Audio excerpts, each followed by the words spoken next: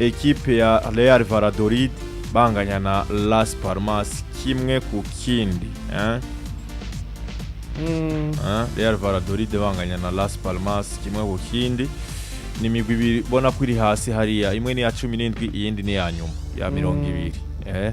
rero nka Real Valladolid ya nyuma yategeza kwihagararako kuri ekipe nabo nyene bari novuga mu rwego rumwe na cyane yuko kabara kajyo keza ko kuvuga ati iyi ni ekipe nawe ntudushobora guhanga ko kwitako na kare turi muhira na burya turi muhira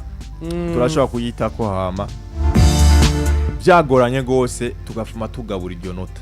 tugabura iryo nota nuko rero byagenze Real Valladolid na Las Palmas banganye kimwe ku kindi ku munsi wa gatandatu Girona banganye na Celta Vigo biri ku bindi Rayo Vallecano banganya na FC Sevilla kimwe ku kindi hariya mu gisagara ca Sevilla Betis Sevilla hakirira ekipe ya Real Madrid hama Betis Sevilla itsinda Real Madrid ibitsindo bibiri kuri kimwe yari match vy'ukuri yatwimya agafaranga bamwe ariko iyi match Alonso burya twavuye ngamvuga nti Real Betis ifise abakinyi beza Real Betis zobera imuhira imaze iminsi vyitwaramwo neza yaribuze no muri bamwe mu bakinyi bayo beza nka Cedric Bakambu ntiyakinye ariko yari imaze iminsi imaze match zibiri zikurikirana izitsinda kandi zinakomeye urumva match muri Laliga twova muri Laliga ni match zigera kuri zingahe zitatu zikurikirana dukuyemwo iziza Conference League yagira atsindwa ariko muri Laliga zitatu zikurikirana iyi equipe yari itinyitse gose muri Laliga yabanje senda Sociedad iratsinda Getafe iratsinda na Real Madrid rero vyumvikana iyi equipe yari igoye deja iri muhira ifite abakinyi bameze neza ukaraba Real Madrid nivyo nayo ndafite abakinyi baba bagarutse abo ati muri defense centrale ndabe yuko no gerageza kuraba abakinyi kuko urabona ko ari impinduka zabaye aravuga ati Raul Asensio gakana tozoga ko ingwane kagize siho kari Jude Bellingham si hari ukaraba witwa Fede Valverde si hari ivyo byose rero uhavuga uti hari ibintu vyabaye ukabona yuko ari ikintu kitari ciza cyabaye kuri Real Madrid hamavuga uti sha ibintu kwere turabona yuko atakintu tukabona ati na Ancelotti akavuga ati ko nabonye Ndrika vyitwaramo neza reka namwinjize mu 15 ya nyuma basi ndabe yuko hari ico yompa ariko biranka kabisa biranka arakina urukino rwiza ariko wapi biranka biraboneka yuko rero icyabaye kuri Real Madrid ekipe iri ngaho ubona yuko iyo bamwe babuze na cyane kubusatiriza ivyanse Byaranse Vinicius biranka Mbappe biranka Mediana baragerageje kwitwara abo neza ba Brahim Diaz aba bana ba Ardagire ariko ukabona yuko kubusatirizi wari kwa vyitwaramo neza gato ari Rodrigo yaragerageza uno munsi Rodrigo wari kugwego gwiza kuko uno munsi muri Real Madrid still twama dufise ijisho kuri inde kuri Mbappe kuri Vinicius ariko Rodrigo no munsi travail korakora biriko birakonfirma ivyo Bellingham yavuze ati je uno munsi umukinyi notera amashugwe mu mugwi wacu ni Rodrigo kuko ivyo ariko arakora na Jesse ni capable kubikora Rodrigo no munsi arashobora kuza ku mipira gataka dekosha kaza agacenga akinjira agati agaca ku ruhande agenda hariya ivyo vyose travail zose ni Rodrigo zikora ariko iyo Mbappe abuze Vinicius akabura ibintu byose birabura haheze indwi zirenga kuri zine Vinicius atagitsinda afise vyumvikana yuko uno munsi ubusatirizi bwa Real Madrid atari Mbappe aza ari on fire abandi siho bari rero biragoye ingene ushobora kuvuga ati uyu mugwi mbega bigenda gute turabona Bellingham yahari ashobora kuza akavuga ati reka ndavyifatire mu minwe iyo Vinicius Jance Bellingham vyanse nako Mbappe vyanse ariko wa wundi ashaka kuvyifatira mu minwe siho yarari rero mvuga nti ubusatirizi bwa Real Madrid iyo bufashwe nayo ni kuvuga ko muri match zitanu Real Madrid iherutse gukina muri Laliga batsinze match imwe yonyene ni zitanu muri zitanu baheruka gukina batsinze match imwe yonyene ya Girona iyi ni result mediocre cyane. Osasuna baranganije Atletico Madrid baranganya Espanyol Barcelona irabatsinze nako irabatsinda none basubiye gutsindwa nande na Real Betis nabira ino result ya Real Madrid muri no minsi bino ni bibi cyane bibi gose kabisa bibi kabisa hariya Barca yabaciye ko amanota agera kuri 3 kandi mu minsi iri nyuma gatoyi Real Madrid yasumbye amanota 8 gutyo namba 7 Barca ntitwabonye hariya kuri journée ya kangahe journée ya 18 journée ya 18 umugwi wa Real Madrid journée ya 18 Real Madrid yari ya mbere n'amanota 43 isumvye amanota 2 Atletico Madrid ya kabiri isumvye amanota ya kurangaye 8 Barcelona ya gatatu kuri journée ya 18 uno munsi ugeze kuri journée ya 26 Real Madrid ni ya gatatu isumwa na Barca amanota 3 Barca ni ya mbere noneho uko yagira asubira inyuma noneho nitubije kure iyumvire muri izi match zitanu ziheze Barca ifisemwe amanota 15 yose yamwe ino equipe ya Real ifisanga 5 yonyene ni kuvuga ko 10 points zose zatakaye ku ruhande rwa Real Madrid none ukacuraba rero nka Real Madrid irasumbwa n'umusaruro na equipe novuga ikiriritse nka Villarreal par exemple cyangwa iza Real Betis muri match zitanu zirabasumba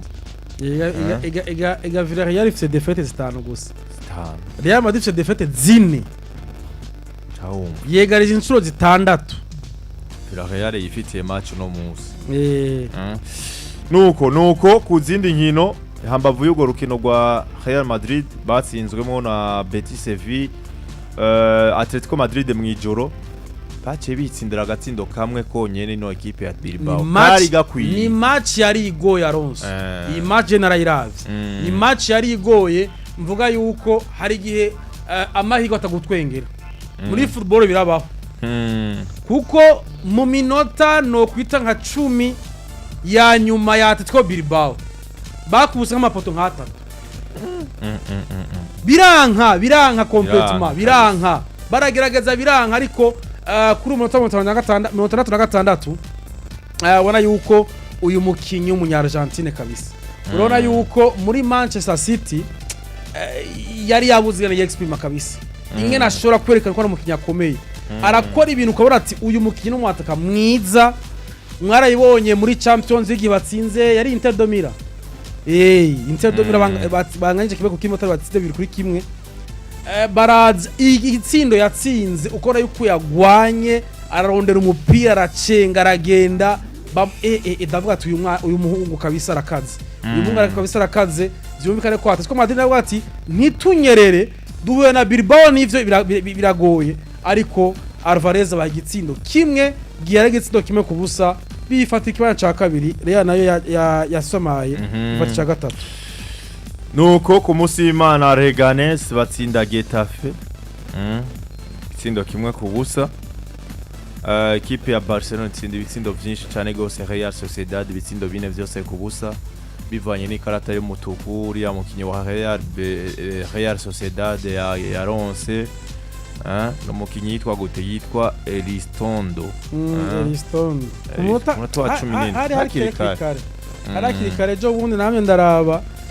hari ya burya ikintu cy'abahagarikizi n'ikintu kise gikomeye gose umuhagarikizi aratandukanye ati tukura harabaho amakritike nyene abantu bakavuga bati mbega yari karate tukura ibereye karate y'umutukura yitukura nta yari Alejandro Quintero Gonzalez hari ya umuhagarikizi Mateo Rahoz yahoze ari umuhagarikizi yagiye muri retraite yicara hajya avuga ngo ntiyari karate tukura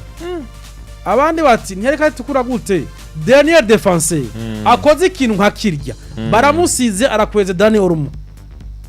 wovuga gute ko atari karate tukura yagani nkari ya kosa ya Lewis Kelly kuri match Arsenal na West Ham urumva na Arauje yararikoze kimwe arikorera Barcola cagi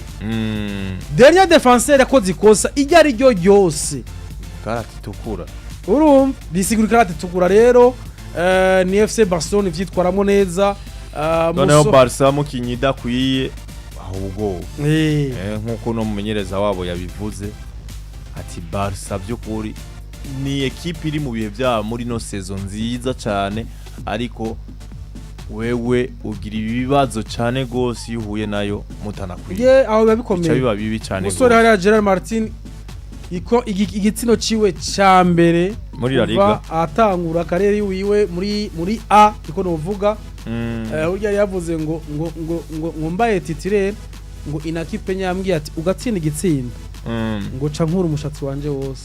guca nimosha aravuga ati ntavyo aza kugira ariko aravuye ko nshobora gutsinda atsinda igitsino ciza pasi za Dani Ormo hariya na Casado hari atsinda igitsindo nawe nyene ciwe ca mbere hariya bavuze bati umukinyi arawujo hajya aratsinda umukinyi asigaye muri FC Barcelona muri defense ni Casado nawe yaratsinda la Copana ku Barca donc muri Laliga sino ku Barca yaratsinze muri Champions League yaratsinze umenye yari match ya Benfica Atletico Madrid muri Laliga ati ku Barca ni wataratsinda muri defense yabo ni ku Barca ngo n'umunyegoli sizesi n'umunyegoli sizesi rero vyumvikana ni Barca nabonye kina jeune nziza ariko nivyo bari gutsinda ibitsindo vyinshi ariko still Barca racafise kakantu ko gushaka guswanya ibintu cyane gose pasi muri sifa de reparation ari nk'igitsindo bahushije ibintu vyinshi kombinezo za hagati ya Lewandowski na Rafinha ari action Lewandowski bamuhaye umupira ahantu yotsinda aca kutikose asubira inyuma asubiza Rafinha arabura ingene ateye naho namusubiza barasubizanya gushika naho umupira upfa gushika naho umupira usubira kwa Martin atera asanga yateye hejuru ni bintu mbona yuko ego baratsinze ibitsindo vyinshi bina ariko ibi inye batiza kugira iyo swafu gutsindana byinshi bireba ibi muga navyo nkabijya bintu navyo ukira kwa Atletico Madrid kwa Madrid cyangwa kwa Real Atletico Madrid byo gutanga amapasi muri surface nibi kuza kubiga kuri Benfica kuri match ya witemo final oya ibi ni bintu bakwiye kwevita kuko ugiye kuvuga ngo niko ndafinyora kuko ego c'est vrai Lamine Yamal aracara umwana hari ibintu agira ukora ko ari ikintu cy'abana koze ukabona ashatse gucenga kenshi ariko je wundi urabye igitino ca mbere yacenza abakinyara baryamika hasi nka batatu bane ariko bigaca yimuryohera ibi rero naho umukoca avuga ati kudress uwo mwana avuga ati ibi inya hari gihe bikenerwa bidakenerwa niwo mara kuvyikura mukavuga ati gucenga hari gihe bikenerwa bidakenerwa tsinda ibitsindo nivyo bikenewe iyi match agusira ibitsindo nk'umunani ariko batsinda bine c'est vrai ni victoire bamwe batingira kumbure ni kubera uyu musore afunze ari mu kwezi kwa Ramazani Lamine Yamal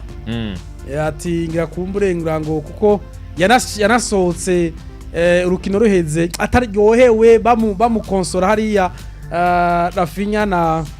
na Dani Ormo kubera adatsinze igitsindo ariko tu yari match yo gutsinda kuri bo yo gufata ikibanza ca mbere mbona yuko Real Madrid iri kwiyerekana ibihe bitari vyiza ifise urukino ejo n'umugwi wa Atletico Madrid mbega ibi bihe iri kwiracamwo birayihi confiance ntawo bizire competition ziratandukanye ariko urabona yuko ari akantu kariho karabura muri inde nivyo azoba yagarukanye Jude Bellingham azokina rafse carton azoba yagarukanye Fede Valverde ariko Jude Bellingham azoba mufise uravye ingene yitwaye Kylian Mbappe muri match ya Real Betis Vinicius Junior ngina mazimisi yitwara tagitsinda aratsinda vyumvikana bagiye gukora na Atletico Madrid mazimisi vyitwaramo neza iyi match kuri Real Madrid ubona yuko umusaruro kurerekana muri La Liga nivyo ihiganwa ntirisa Champions League na La Liga ariko urabona yuko ari kugabanurwa kwabo ni kwabanda yakumera gucyanye bishobora kuzobagora muri izi match za Champions League bishobora kuzobagora muri izi nkino za UEFA Champions League handi ho Real Mallorca bariko banganya na Alaves kimwe ku kindi Osasuna nabo banganya novuga bitatu ku bindi na Valence nuko byari byifashe muri La Liga Santander uyu munsi ni Villarreal baza kwakira Espanyol Barcelona hagati y'uwa gatanu hamwe na Espanyol Barcelona ifata ikibanza ca 15 kugeza no munsi bazoba bari mu kibuga ariko kandi equipe ya mbere ni Barca kugeza no mwanya tuvugana bari mu kibanza ca 257 bakurikirwa na Atletico Madrid bari mu kibanza ca 256 difference y'inota rimwe Real Madrid mu kibanza ca 358 difference y'amanota 3 hagati yabo na Barcelona Atletico Bilbao n'abakana amanota 48 abagatanu Villarreal amanota 48 equipe ya gatandatu Betis Sevilla amanota 38 Real Mallorca ni indwa amanota 36 Rayo Vallecano y'umunani amanota 36 Real Sociedad ni 9 amanota 38 FC Sevilla y'icumi amanota 33 bayanganya na Osasuna ya 11 cyo kimwe na Celta Vigo ya 12 ya 13 ni Girona basamata 32 14 ni Getafe amata 30 Espanyol Barcelona ya 15 amata 27 bayanganya na Leganes ya 16 ama Las Palmas ya 17 basamata 28 murongo tukura ni Valence bari mu kibanza ca 18 amanota agera kuri 28 nyene ariko equipe ya Alaves bari mu kibanza ca 19 amanota 33 Real Valladolid kibanza ca 10 nako ca 20 amanota 16 Lewandowski ageze ku bitsindo bigera kuri 21 ni wa Barca hama Mbappe kubera atatsinze yagumye ku bitsindo 17 witwa Bidimir wa Osasuna ari ku bitsindo 14 kugeza ubu unye nuko vyifashe novuga muri Laliga